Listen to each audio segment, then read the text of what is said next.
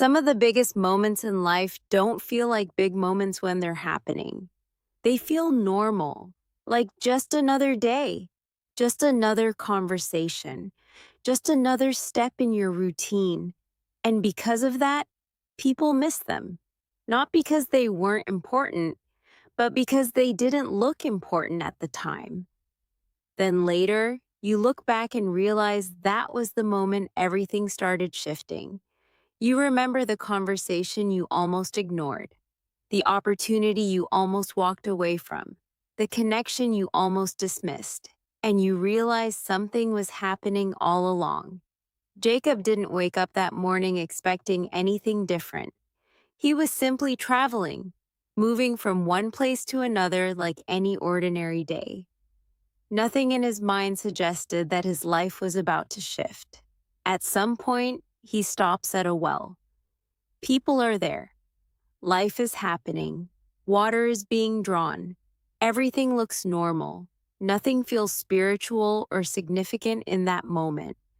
Then he meets Rachel. At first, it is just an encounter, just a meeting like any other meeting. But that one moment becomes part of a story that shapes generations after him.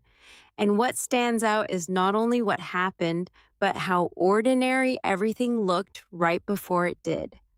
Ruth's story follows that same pattern. She wasn't searching for anything dramatic. She wasn't trying to force a new direction in her life. She was simply working, doing what she needed to do to survive, going out into the field like any other day. Same routine, same responsibility, same expectation as the day before. But that day placed her in Boaz's field, and what looked ordinary turned out to be positioning. That's where many people miss things, because when life looks normal, they assume nothing meaningful is happening. So they slow down internally. They stop paying attention.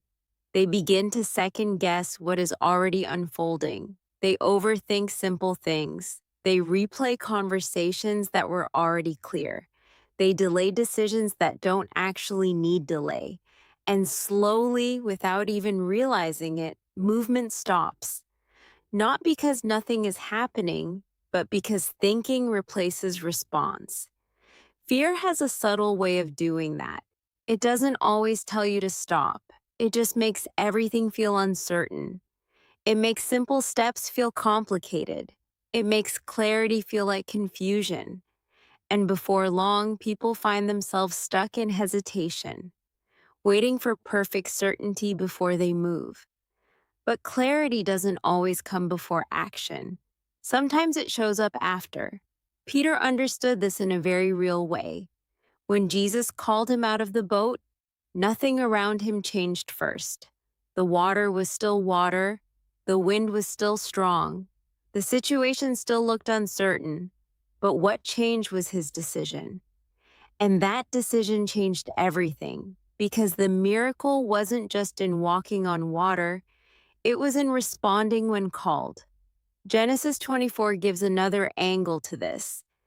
Abraham's servant was sent on a journey to find a wife for Isaac. He didn't rely on guessing. He didn't rely on emotion. He didn't rely on assumptions. He prayed first, but then he paid attention to what was unfolding in front of him. He observed how things aligned. He noticed character. He noticed response. He noticed consistency. And through that process, direction became clear. Not through confusion, not through pressure, but through awareness of what was already happening. So there are moments where God is clearly involved in arranging things behind the scenes. And there are also moments where you are expected to respond to what is already in front of you. That balance matters, because that is where many people struggle. Not because God is silent, but because hesitation becomes stronger than response. They keep waiting for another sign, another feeling, another reassurance, something extra before they act. But sometimes nothing new is coming, not because God is absent, but because the opportunity is already present. just not recognized. And that is where life gets complicated. Not because the situation is unclear, but because the mind keeps looking for more clarity than what is already given. Life has seasons. There is a time to prepare, a time to wait, and a time to move. But staying too long in preparation can become delay, and delay can slowly turn into missed timing. Not because God stopped working, but because the response never came. That's why wisdom matters. Not pressure, not emotion, not rushing, but awareness. Understanding what season you are in and responding accordingly. Because when God opens a door, the question is not whether He is able to guide you. The question becomes whether you are willing to walk through it.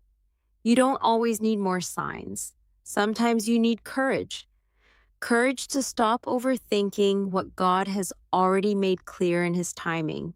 Courage to move without needing full certainty. Courage to trust that God is still leading even when everything is not fully visible yet. If this message speaks to you, respond with, I will move in faith. And remember, some of the opportunities God places in your life don't require more waiting, they require movement.